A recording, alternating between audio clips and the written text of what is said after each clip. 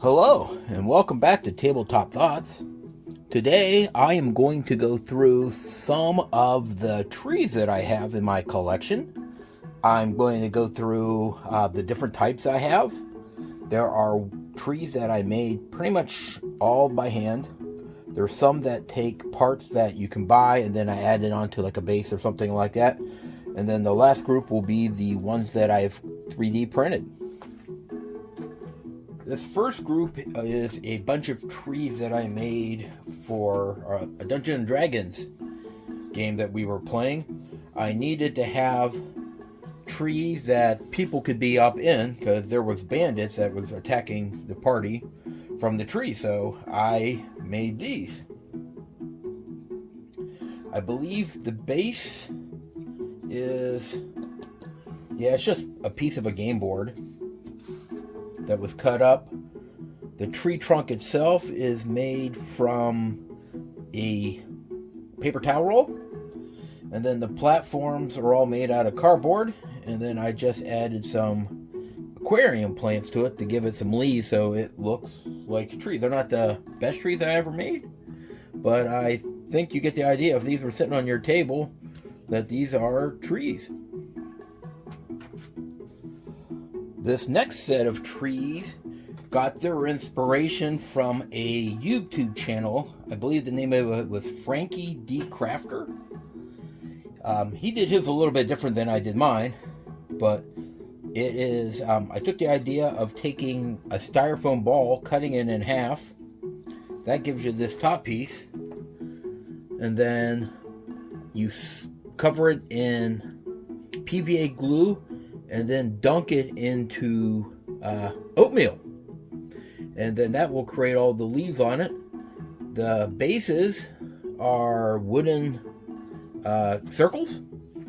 And the trunks are all made out of air dry clay that I carved little lines in to make it kind of look like trees. So since they are clay, they are kind of heavy, so they don't, tip over very easily. But that is the first set of trees that I made that weren't those giant ones. So this was more lifelike looking trees.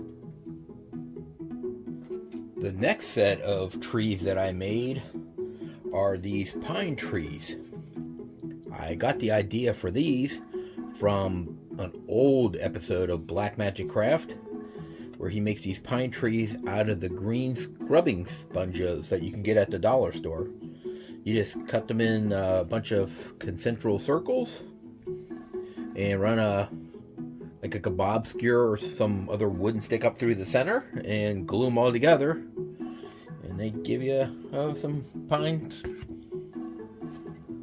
Stick them with some other scatters of plastic rock. It came with some silly little play set for animals. Aquarium plants. Those were always a big thing I used to use back in the day. Some of those other plants you get with the play sets.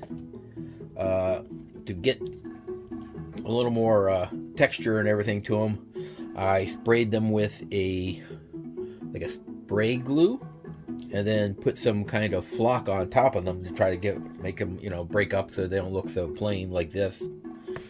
And they look okay. So I used these for a little while back in the day also. Alright, here is another set of trees that I made. I forget what adventure these were for, but I was running a Dungeons & Dragons adventure that called for some really large trees. So I made these just to be the bottom part of the tree, that you can't see all the foliage and everything on top. These were made out of the pool noodles that you can get at the dollar store for a couple of bucks. Yep, I just cut them off. I wrapped them in paper towel and used some hot glue to give it some texture, and glued them down to some cheap bases. I think those are the boards for a game or something like that.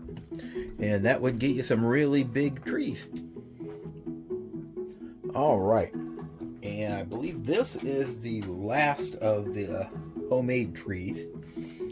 These are my swamp trees. As you can see, I put them on my swamp UDT. These are made from a paper towel roll that has hot glue and wrapped around it, and then I actually took barbecue skewers and bent them and broke them and glued them all back together. Used some hot glue to give it some strength. Then I used some aquarium plants, hooked around it, some moss I got from the dollar store, mounted them all to a piece of foam core. And these kind of look like a weeping willow tree. So I think these turned out pretty good. They definitely give you that swampy feel. If you look at them, I try to make them as bent and broken and dead looking as possible. Alright. Next are these trees that I purchased. I got these in a tub of safari animals. I painted them up, glued them to these metal pieces. I got those from work. We have a bunch of scrap metal there. We have a machine shop. And I use those for trees if you have more of a jungle or a hot terrain. You could drop those down, and that kind of gives it that feeling of something that would be around like our jungles and that. Another set of purchased trees I have are these palm trees. I got these online, painted them up and added them to a foam core base, added some rocks for flocking and stuff like that. I think these would look better if you were running more of a campaign where, it was like Florida, where you see palm trees and stuff like that, if it's hot and humid like that. I don't ever really use these. They don't really fit in with a fantasy game. So I have these three. I have a whole bag of trees I just haven't ever put together. And here is the last of the purchased trees. As you can see, these are nice pine trees. Easy time to get these is around Christmas time. Every store has a Christmas village type stuff. You just pick some of those up, you mount it to a nice base. This one is on wooden bases.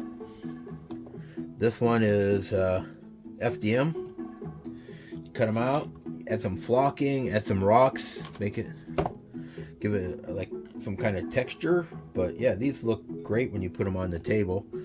They look like pine trees because that's pretty much what they were made to do. Alright, and this last group is the 3D printed trees. Here are some nice pine trees I print on my FDM printer. Just give them a quick paint job and a highlight, and they look really nice. They're not too heavy and they're durable, so these are something I'd like to use in my more modern games. Alright, here is another 3D printed tree. These are printed out, you can tell by the hex bottom. I guess they're supposed to go to Gloomhaven, but they are a nice looking tree. You can see the different leaves, the trunks have a lot of character. There's some ground vegetation in that near the bottom, but these are a nice tree that I like to drop down when I'm setting up a terrain or anything, that they look like trees. So. And then this last group of trees, these are all from, I believe, Fat Dragon Games. They make some very nice looking trees. Like here's a couple of dead trees that I printed out. And then here's one of their live trees. They're a little bit bigger than the Gloomhaven trees. This prints out in, 3 different parts? Maybe 4 even. 1, 2, I think this might be 3 or 4 different parts that you have to put together. It definitely looks like a nice big tree. I do print these out. I've given away a few of them. I like these just that the Gloomhaven tree prints a little bit faster and they look almost as nice, so I normally keep those around. But I do have this one, and I think I have a couple more I still need to paint of these Fat Dragon Game trees. Thanks for watching. If you enjoyed this, check out the next video right here. It's packed with more great content. And as always, keep on gaming.